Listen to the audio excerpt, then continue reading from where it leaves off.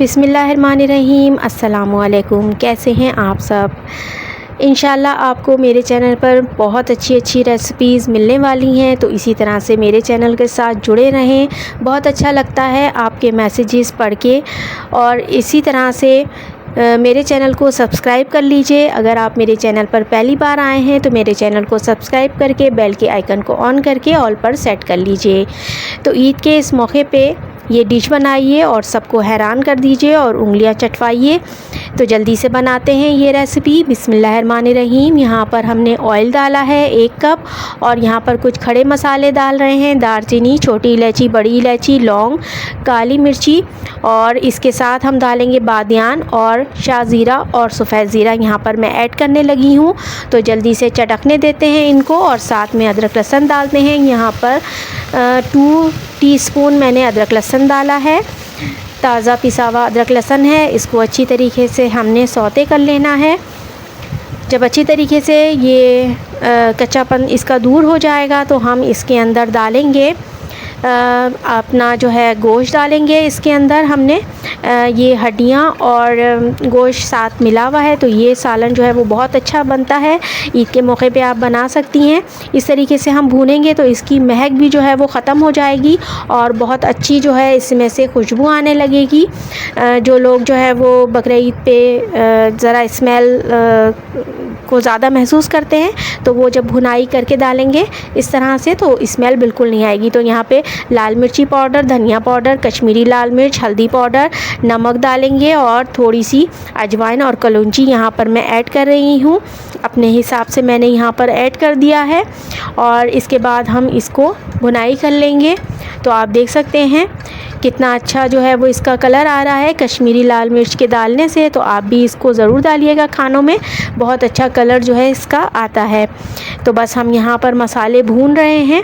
तो अभी तक आपने अगर मेरे चैनल को सब्सक्राइब नहीं किया या पहली दफ़ा देख रहे हैं मेरी रेसिपी, तो जल्दी से सब्सक्राइब कर लीजिए और बिल्कुल कंजूसी नहीं कीजिएगा। तो देखिए यहाँ पर मसाला हमारा भून चुका है। तो हम यहाँ पर प्याज पीस के डाल रहे हैं। प्याज पीस के हम इस तरीके से डालते हैं और भुनाई करते हैं, तो हमारा सालन जो है वो बहुत अच्छा दानेदार बनता है। और इसके साथ ये होता है कि जब हम भूनते हैं और गोश्त हमारा गल जाता है तो हमें ज़्यादा प्याज को भूनना नहीं पड़ता, क्योंकि हमारी प्याज ऑलरेडी पिसी हुई होती है। तो ये मोटे मोटे जो उसके लंबे लंबे से जो होते हैं प्याज के लच्छे, वो हमें भूनने ज़्यादा पड़ते हैं, तो फिर हमें टाइम जो है ज़्यादा लग जाता है किचन के अंदर। तो ये बहुत अच्छा तरीका है कि हम पीस के जो है इसमें शामिल कर दें। तो पानी यहाँ पर मैंने डाल दिया है गोश्त के गलने जितना, और अच्छी तरीके से इसको हम हिलाएंगे। और यहाँ तक अगर रेसिपी आपको अच्छी लग रही हो तो इसे लाइक ज़रूर कीजिएगा। तो देखिए यहाँ पर जोश आ गया है हमारा, और जैसे ही जोश आएगा तो हम एक बार फिर इसको सालन को जो ये शोरबा है इसको हिला लेंगे, और फिर हम इसको ढाँप के पकाएंगे 1 आवर। तो आप जो है अगर कुकर में पका रही हैं तो आपको जो है वो 30 मिनट में जो है वो ये गोश्त गल जाएगा। तो आप अपने हिसाब से अगर कुकर में पका रही हैं तो वो टाइम सेट कीजिएगा। मैं भगोने में ही बनाना पसंद करती हूँ।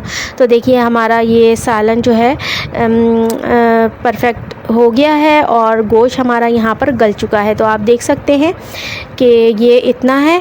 अब हम आपको दिखा रहे हैं कि देखिए इस तरीके से करने से हमारा परफेक्ट जो है वो ग्रेवी जो है वो तैयार हो जाती है इसकी।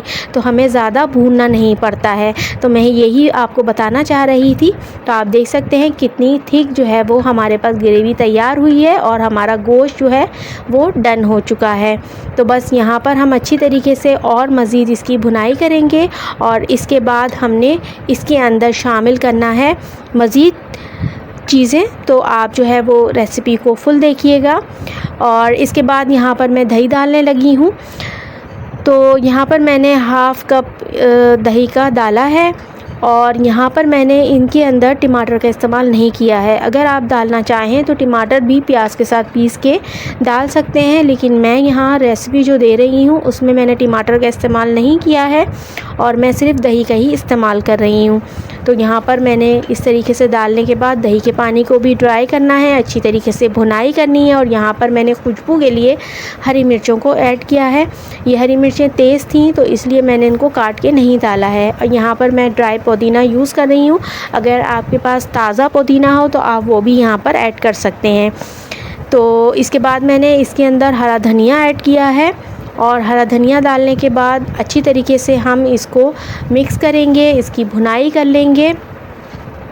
जैसे कि आप देख रहे हैं वीडियो में, अच्छी तरीके से भुनाई करनी है ताकि इसका भी फ्लेवर जो है वो सब जगह जो है वो आ जाए। और इसके बाद आप नमक चेक कर लीजिए यहाँ पर, अगर आपके पास नमक कम हो तो यहाँ पर ऐड कीजिएगा।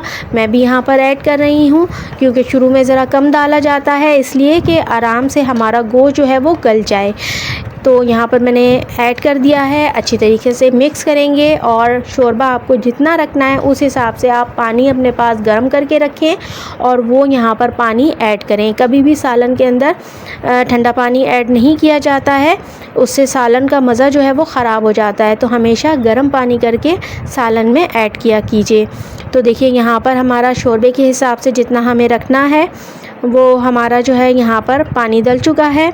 अब इसी में पानी जो है वो हमारा पक जाएगा, यानी कि दम पे हम रखेंगे इसको 3 से 5 मिनट आप इसको दम पे रख लें। और उसके बाद आपको डिश आउट करके इंशाल्लाह ताला दिखाती हूँ कि ये कैसा लग रहा है बनने के बाद।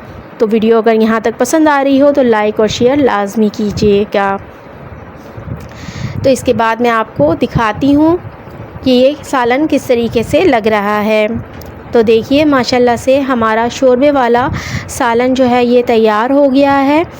तो इसे बनाइएगा इस ईद पे, क्योंकि बाज़ लोगों को शोरबे वाला सालन बहुत पसंद होता है। मेरे घर में तो शोरबे वाला सालन बहुत पसंद किया जाता है, तो मैं अक्सर बनाया करती हूँ। तो ईद पर भी मैंने इसी तरीके का बनाया है, क्योंकि सब घर वालों की पसंद जो है वो शामिल रखी जाती है। तो ये आप भी बनाइएगा इसे और फ़ीडबैक दीजिएगा कि आपके पास ये शोरबे वाला सालन कैसा बना। रेसिपी पसंद आई हो तो लाइक और शेयर लाजमी कीजिएगा और अच्छा सा प्यारा सा कमेंट करना तो बिल्कुल नहीं भूलिएगा। तो इस ईद पे बनाइए और मुझे जल्दी से बताइए कि ये रेसिपी आपको कैसी लगी। फिर आती हूँ किसी नेक्स्ट रेसिपी के साथ। इसी तरह जुड़े रहें मेरे चैनल के साथ। वीडियो देखने का बहुत बहुत शुक्रिया। Thanks for watching. अल्लाह हाफ़िज़।